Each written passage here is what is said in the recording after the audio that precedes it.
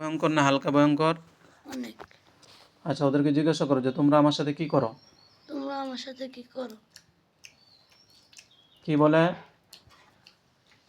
তোমার চোখ এত নড়ো কেন? ওরা কি তোমার চোখ খুলে ফেলতে চায়, তাই না? বলো, জিজ্ঞাসা করো। তোমরা আমার সাথে কি করতে? পরে কি বলে ওরা?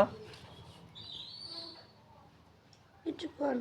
কথা না বললে আমি শাস্তি দেবো। এই মুহূর্তে কথা না বলার কারণে তোমাদের সবগুলোকে শাস্তি দেওয়া হইতেছে এবং তোমাদের জাদুকুফরির ক্ষমতা সব বন্ধ করে দেওয়া হইতেছে। তোমরা কোনো জাদুকুফরি করতে পারবে না, সব কিছু। বিসমিল্লাহির রহমানির রহিম। ইন্নাল্লাযীনা ফালাহুম আযাবু জাহান্নাম ফালাহুম আযাবু জাহান্নাম ফালাহুম আযাবু জাহান্নাম ওয়া লাহুম আযাবুল হারিক। দেখো, ওদের গায়ে আগুন ধরে যেতেছে। ওদেরকে শাস্তি দেওয়া হইতেছে। ওরা কি করতেছে? মাথা নড়ে। কার মাথা? তোমার মাথা? জি। ওদেরকে শাস্তি দেওয়া হইতেছে, দেখছো? জি। হ্যাঁ, ওদেরকে বলো তোমরা কথা বলবা না, শাস্তি আরো বাড়াই দিবে হুজুরে। তোমরা কথা বলবো না, শাস্তি আরো বাড়াই দেবো হুজুরে। চোখ বন্ধ করো। কি বলে ওরা? কিচ্ছু কইতেছে না, শুধু মাথা নড়ে। শুধু মাথা নাড়ে? জি। তো তোমরা মাথা নাড়তেছো কেন? তোমরা কি বোবা?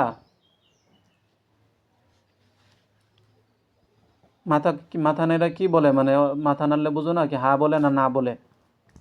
হ্যাঁ বলে। তোমরা বোবা? কি বলে? এখন কিচ্ছু কইতেছে না।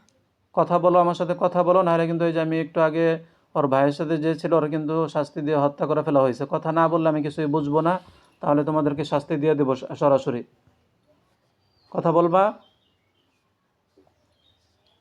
কি বলে? অনেক কিছু কই না।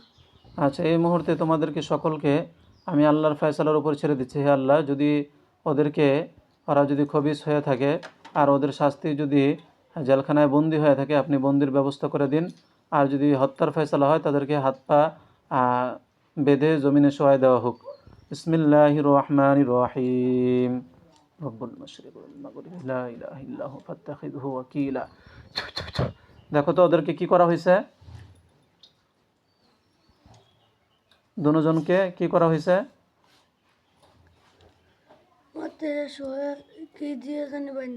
বাইন্দা রাখছে। ওরা কি একটা জেলখানার মধ্যে বন্দি করছে ওদেরকে? জি। আচ্ছা, আলহামদুলিল্লাহ বলো। এই আলহামদুলিল্লাহ। মুহূর্তে তোমাদের ফায়সালা, বন্দির ফায়সালা হয়ে গেছে। তোমাদের দুজনকে আগুনের জেলখানায় বন্দি করা হলো এবং আল্লাহ তাআলার ফায়সালা না হওয়া পর্যন্ত তোমরা এই জেলখানার ভিতরে বন্দি থাকবা। আল্লাহ তাআলা যদি যতদিন না চাইবে তোমরা ভালো না হবা, ততদিন পর্যন্ত এই জেলখানার ভিতরে বন্দি থাকবা। দেখো তো, একটা জেলখানার ভিতরে ওদের দুজনকে বন্দি করছে, আগুনের জেলখানায়। জি। আলহামদুলিল্লাহ বলো। আলহামদুলিল্লাহ। এখন ওদেরকে জিজ্ঞাসা করো যে তোমরা জেলখানায় কি ভালো লাগে? কথা বললা না কেন?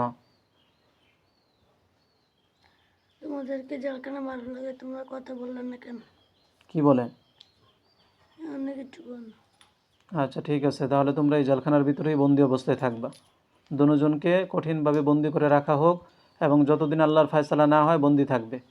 এই মুহূর্তে আমরা জিন্নাতের জগৎ থেকে আমরা এই রেকর্ডগুলো মুছে দিতেছি এবং তার আত্মীয় স্বজন যারা আছে এই সবগুলোর থেকে সব স্মৃতি মুছে দেওয়া হইতেছে। তারা এই রোগী এবং আমাদের কাউকে আর খুঁজে পাবে না ইনশাআল্লাহ। বিসমিল্লাহির রহমানির রহিম।